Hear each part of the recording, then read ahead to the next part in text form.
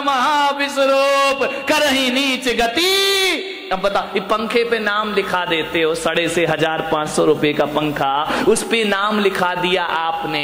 अब बताओ, नाम लिखाने के बाद पंखा तो ऊपर उल्टा लटकेगा।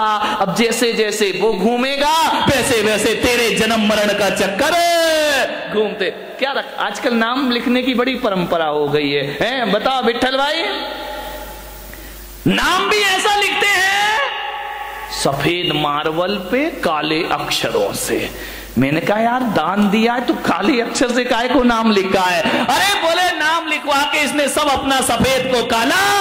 एक जगह तो मैंने देखा, एक तीर्थ पर मैं गया, हर सीढ़ी पर नाम, एक एक सीढ़ी पे नाम लिखा हुआ है।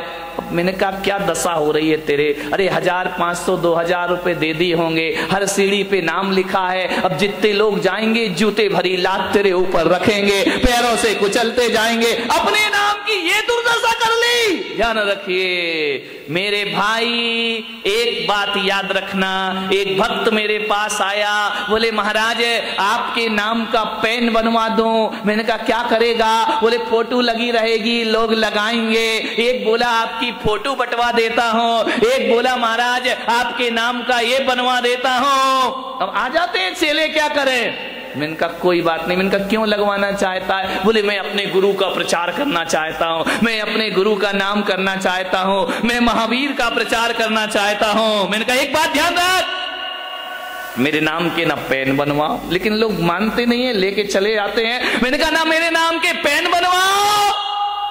ध्यान रखिए, मैं पुलक सागर कहता हूं, यदि तुम मुझे सच्चा गुरु मानते हो तो पेन बना के मुझे जेब में मत डालो मेरे भाई। ध्यान रखना, अपनी जेब में बंद करने के लिए गुरु बनाया है क्या? मैंने कहा एक बात ध्यान रख, अरे दीवारों पे तस्वीर लगाए वो सच्चा भक्त नहीं होता, दिलों में तस्वीर बसा ले वो सच्चा भक्त हुआ करता है, जो दिलों में बसा के रखता है। ध्यान रखें, धड़कनों में बसा के रखता है। इनमें क्या होगा?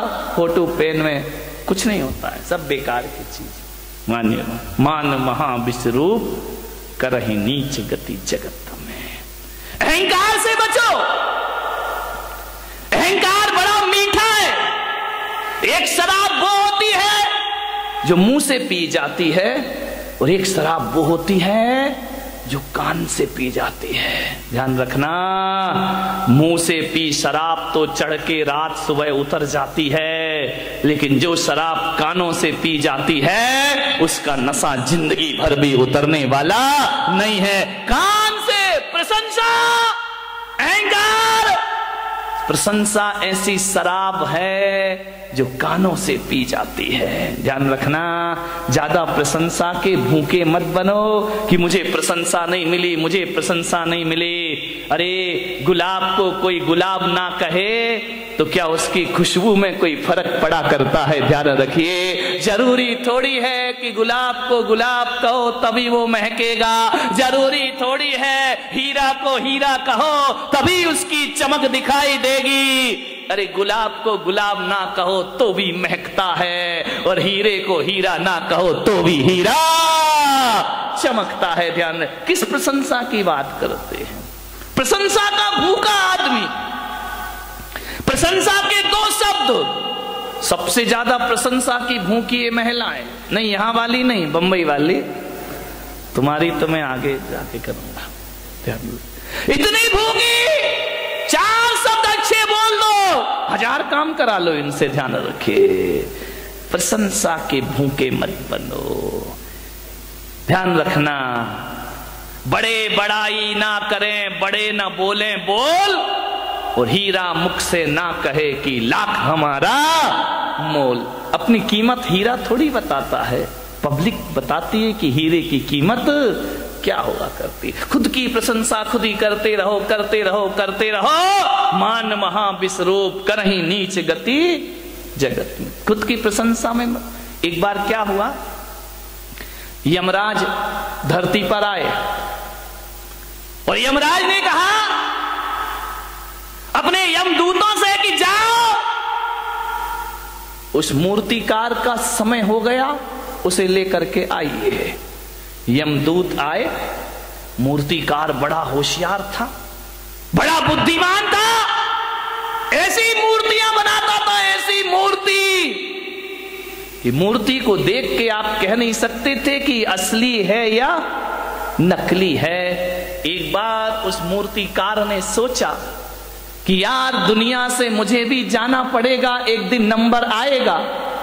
किसी वकील ने सलाह दे दी कि एक काम कर, तुझे यदि यमराज यमदूत लेने आए तो थोड़ा सा धोखा दे देना, मौत को धोखा। बोले हाँ। तो यमराज मालूम है मूर्तिकार ने क्या किया, वकील की सलाह पर अपने जैसे 7 पुतले बना लिए, और एक दिन जब यमदूत लेने आए तो 8वीं जगह खुद जाके खड़ा हो गया। यमदूत ने देखा कि यार इसमें कौन है मूर्तिकार, ये 8 के 8 तो एक से लग रहे हैं, एक सी डिजाइन, एक सा कलर, एक सा रंग, एक सा रूप। यमदूत ने थोड़ी देर देखा, लौट गए। मूर्तिकार बड़ा खुश हुआ कि यार आज मैंने यमदूत को धोखा। जैसे ही यमदूत यमलोक वापस लौटे, यमराज ने कहा क्यों रे खाली हाथ आया? बोलिए तूने मेरा धंधा बिगाड़ दिया, जो भी जाता है खाली हाथ लौट के। बोले यमराज बहुत दिक्कत हो गई। यमदूतों ने कहा, यमराज ने कहा क्या दिक्कत हो गई? अरे बोले किसको लेके आए, किसका नंबर है? अरे बोले तुम्हें अकल नहीं है, सबके नंबर फिक्स हैं, जिसका है उसे उठा लाओ।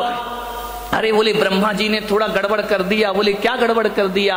बोले एक सी डाई के लोग बना दिए, एक सा चेहरा, एक सा रंग, एक सा रूप। अब बताओ कौन मूर्तिकार को लेकर आओ? वहां तो 8 खड़े हुए हैं। यमराज ने कहा कुछ भी हो जाए, ब्रह्मा जी कभी गलती नहीं किया करते हैं, कोई ना कोई कमी जरूर रखा करते हैं। अरे बोले महाराज वहां कोई कमी नहीं है, 8 के 8 बिल्कुल एक से दिखाई दे रहे हैं। हमने 1 घंटा देखा लेकिन समझ नहीं पाए कि असली मूर्तिकार किसका नंबर है, किसे लाए। यमराज ने कहा इधर आओ, इधर आओ, इधर आओ, एक मंत्र देता हूं। बोले मंत्र? बोले हाँ, एक मंत्र देता हूं, उन 8 के सामने एक मंत्र पढ़ना, जो असली होगा बाहर निकल आएगा, ज्यादा समय नहीं लगेगा।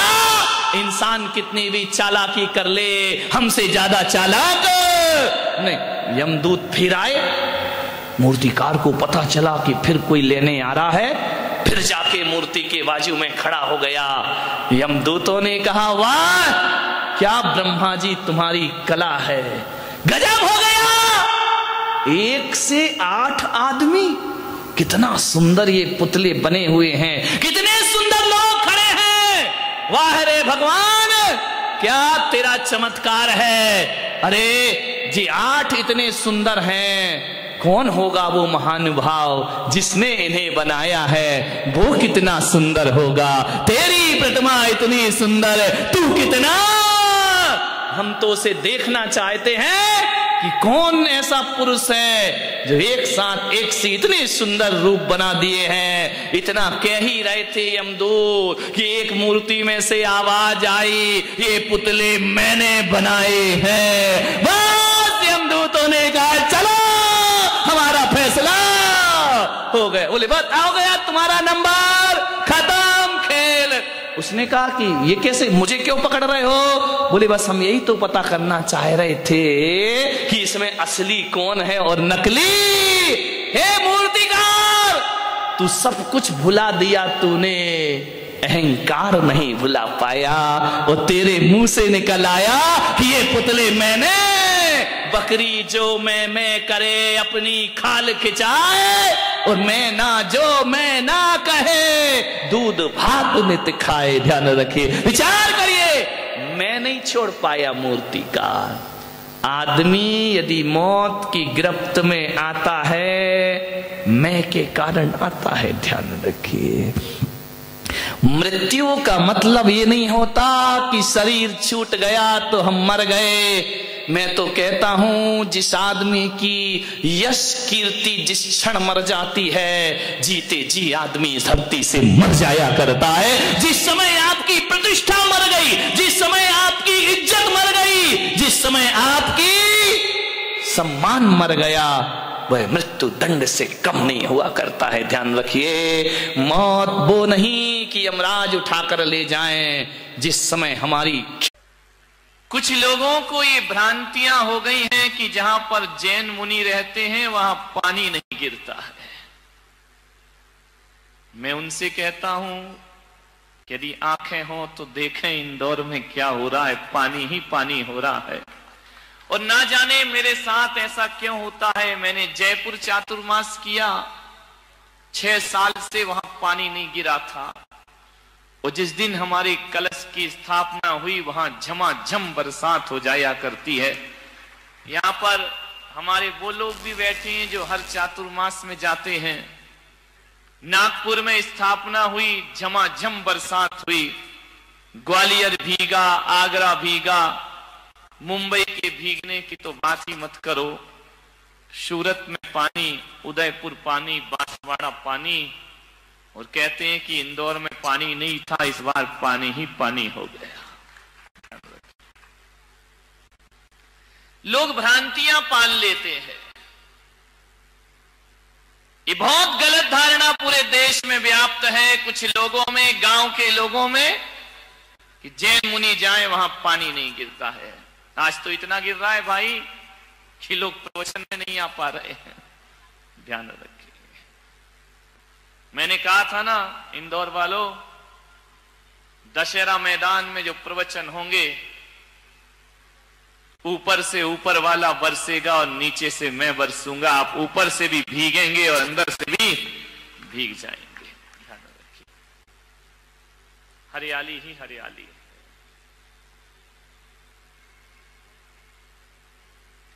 लेकिन पानी भी तो देखो कैसा है। अभी तक के प्रवचनों में दिन भर पानी गिरा, लेकिन प्रवचन के समय नहीं गिरा। आज भगवान ने कहा कि चलो यार, प्रवचन में भी थोड़ा बरसा देना चाहिए, नहीं तो प्रवचन के बाद ही गिरा है पानी।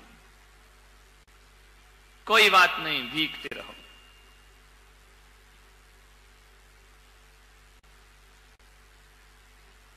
आज थोड़ी सी तुम्हारे परिवारों की बात कर लेता हूं। तुम्हारे घर की बात कर लेता हूं।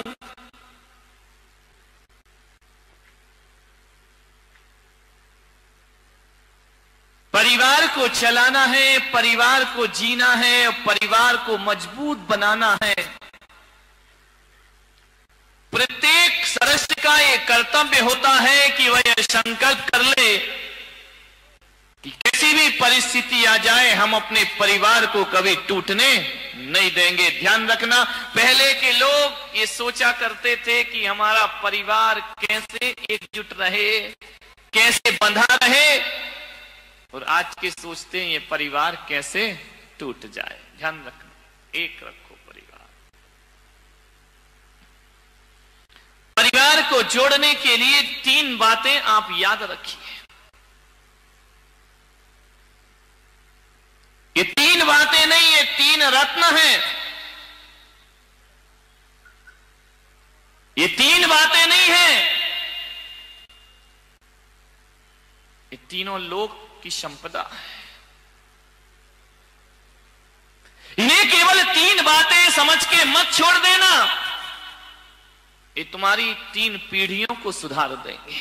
ध्यान रखना, 3 बातें आपको याद रखना है, और उन 3 बातों से तुम्हारा परिवार चलता है, तुम्हारा घर चलता है, तुम्हारा व्यवहार चलता है, तुम्हारा जीवन चलता है। मात्र 3 बातें याद रखो। 3 का बड़ा महत्व है मेरे भाई। यदि स्टेशन पर तीसरी घंटी बज जाए तो ट्रेन आ जाती है। ट्रेन का जो लोग इंतजार करते हैं, पहली घंटी, दूसरी घंटी, तीसरी बजी की ट्रेन आ गई। 3 का बड़ा महत्व है। विद्यार्थी स्कूल में परीक्षा देने जाते हैं, 3 घंटे बजते पेपर छीन लिए जाते हैं, क्योंकि 3 घंटे बज गए। 3 घंटी यदि बज जाए, 3 का बड़ा महत्व है। मोक्ष मार्ग में भी 3 का महत्व है। सम्यक दर्शन, सम्यक ज्ञान और सम्यक चारित्र्य जिसे मिल जाए उसे मुक्ति हो जाया करती है।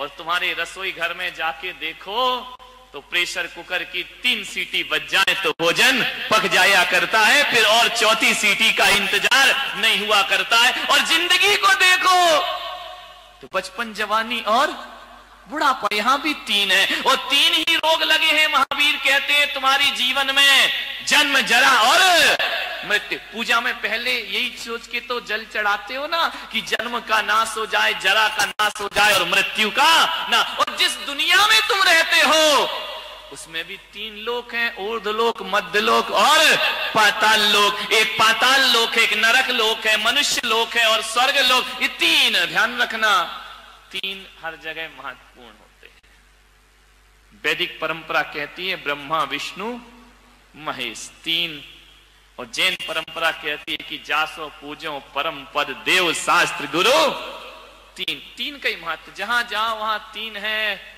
और ये मत सोचना कि 3 तिगाड़ा काम बिगाड़ा।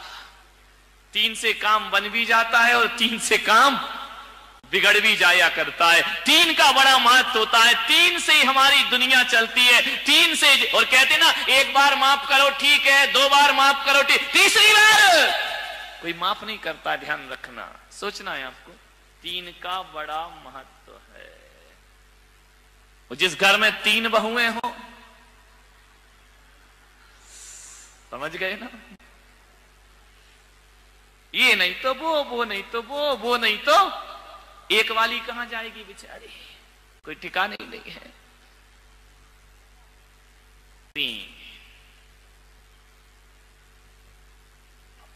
3 बातें याद रखिए परिवार को संगठित करने के लिए। 3 बातें यदि स्मरण में रहे, उन्हें केवल बात समझ के मत छोड़ना। 3 बातें। अदालत में जज साहब कितने हथौड़े मारते जब माहौल बिगड़ने, 1 2 3, ध्यान रखना। 3 के बाद फिर कुछ नहीं।